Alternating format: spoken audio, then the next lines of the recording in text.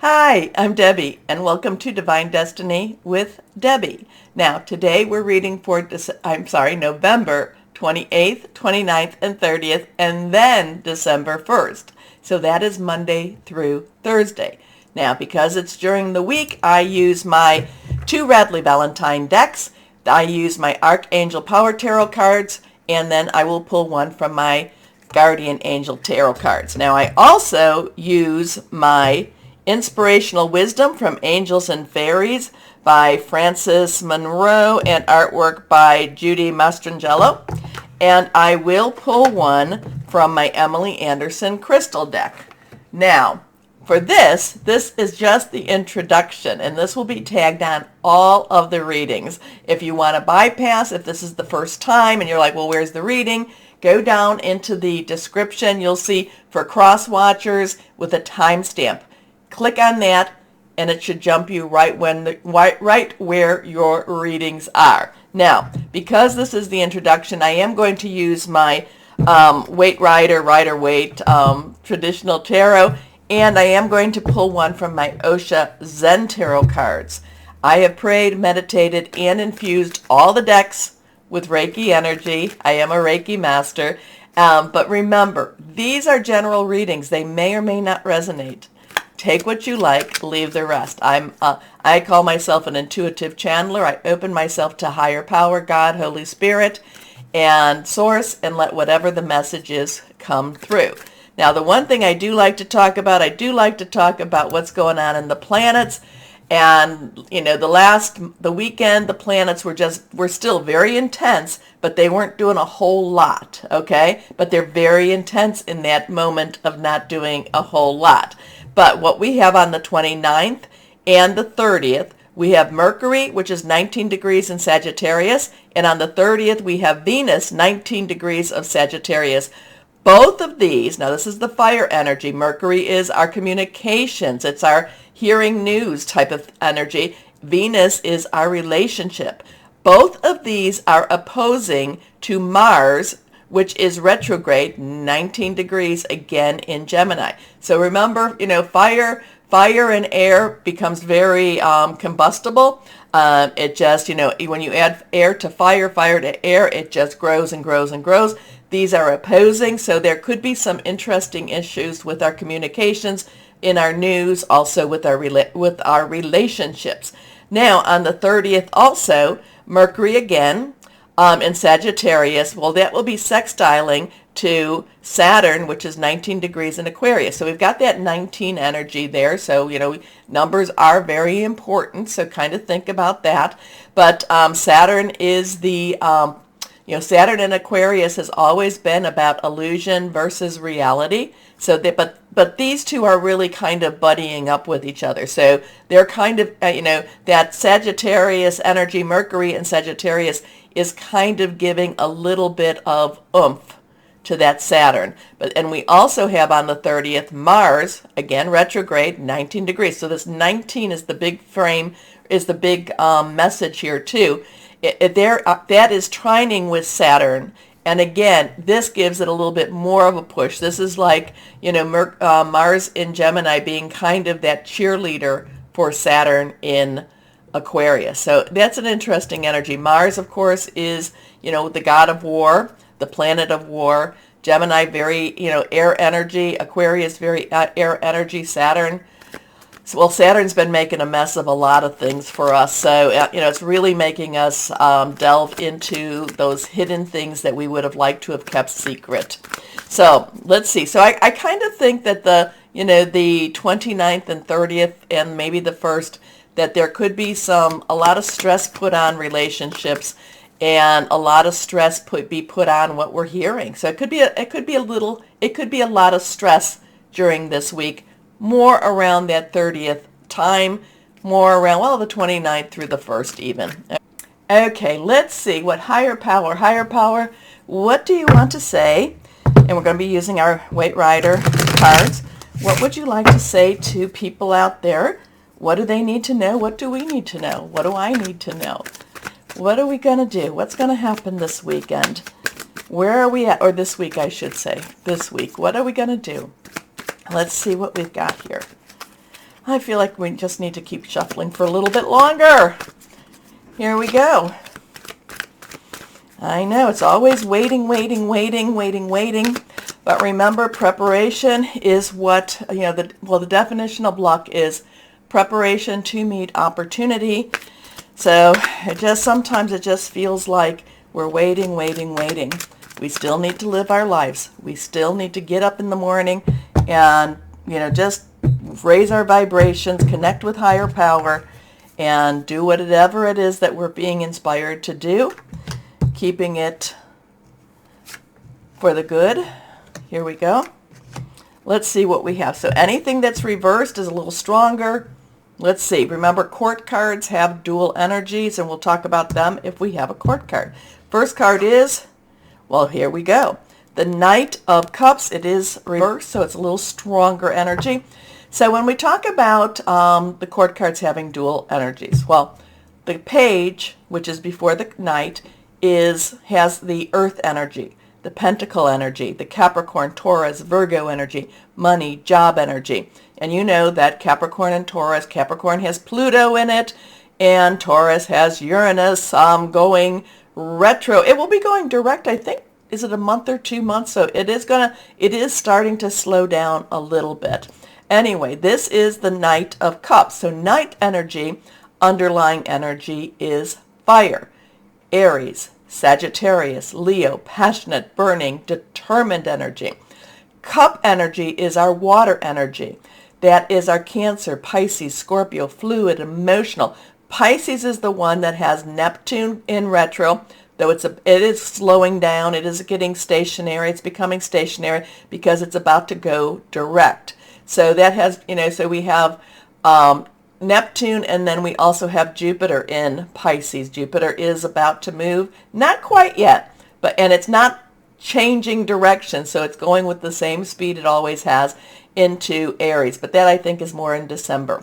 So we have the water energy. Now the water energy is the underlying energy for the Queen. Okay, so we have this fire energy underlying, really passionate energy, wanting to get things done, but then we have this spiritual energy, this water energy. And fire and water, water can contain fire, fire can contain water. Sometimes you can throw water on fire and you get steam and smoke. Sometimes, water itself, sometimes they mix, sometimes they don't mix well either. Sometimes they can be very, very useful energy. Now, the Knight of Cups, and this might have something to do with our Venus being in Sagittarius. It could have it might have something to do with that Mercury too, but, that Sagittarius energy, Venus is very, emotional, a very relationship type of energy. So Knights are directional. So this is something that really, you've got the passion of that fire, but you also have that emotional energy, that wanting energy. A lot of times the Knight of Cups has a romantic energy, a dreamy energy, and that's where that Pisces might be coming in.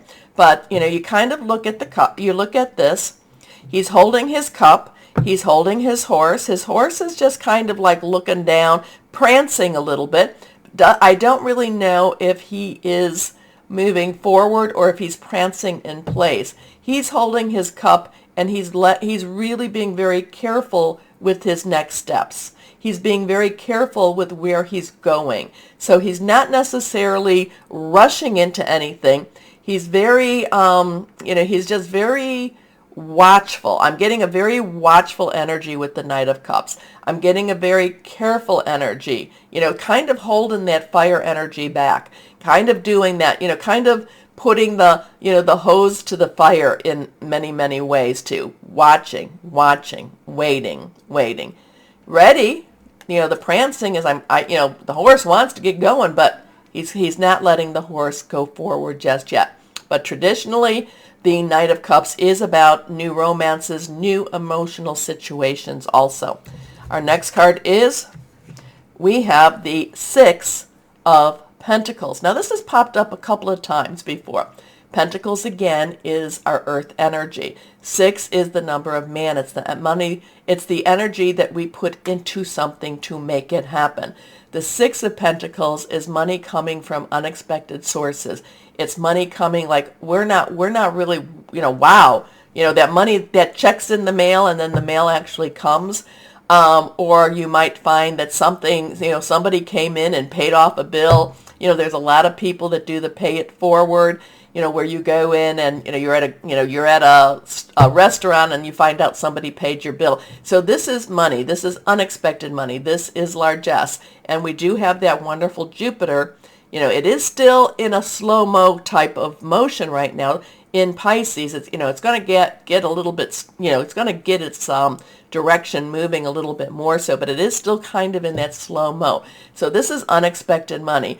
Again, I get this very much, this waiting, unexpected money, but waiting, keep waiting for the unexpected money. I'm not sure.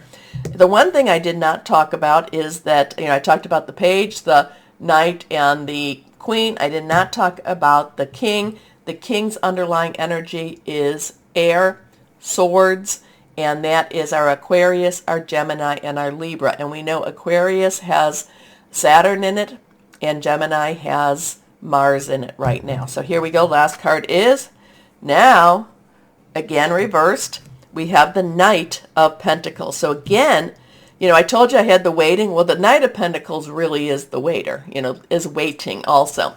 So we have the underlying of the fire, Pentacle energy, that money energy, that earth energy. The Knight of Pentacles, what he likes to do is he likes to survey his options. He likes to survey his choices. He wants to make sure that what he's doing has a reasonable success rate. Okay? But once he's assured himself, once he's got his plan in action or in paper, and once he knows that there's a good, like a 95% chance that this of success, he gets started. He looks like he's stationary right now. Remember, this one, the emotional part wants to prance, wants to move, but again, ever since I get this waiting, unexpected money coming, unexpected money for the universe. This one is, okay, we're waiting a little bit more, but once it gets going, there's nothing that can stop the Knight of Pentacles, okay?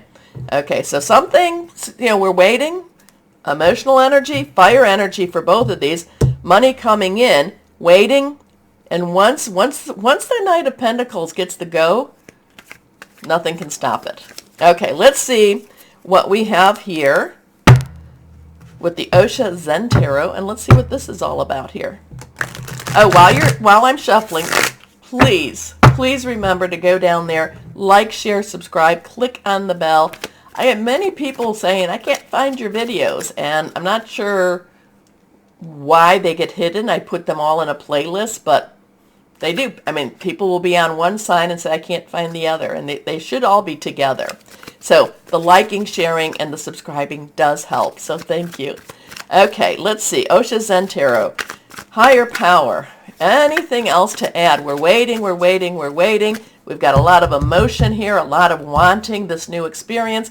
We got, we're here, we're waiting. Something to do with money, job, career here. Unexpected money coming in. Once that one page, once that knight gets the go-ahead, when all the plan, it's a blank slate. It's a blank slate. So here we have, this is a 5. 5 is about change, positive, negative. This is one of these cards that's very unique to Osha Zen Tarot. It is nothingness, no-thingness. It's a blank slate. Nobody really knows. Or it's not, I shouldn't say nobody knows. I know that God's source knows, but it's not being revealed just yet. That one's a little frustrating, but that gives still a lot of opportunities. So waiting, money coming in, waiting for the get-go. We're just not being told. We're just not being told. So what does it all mean? You tell me. It's always interesting, but again, do the like, share, subscribe, and clicking on the bell for notifications. And why don't we get started with our readings now?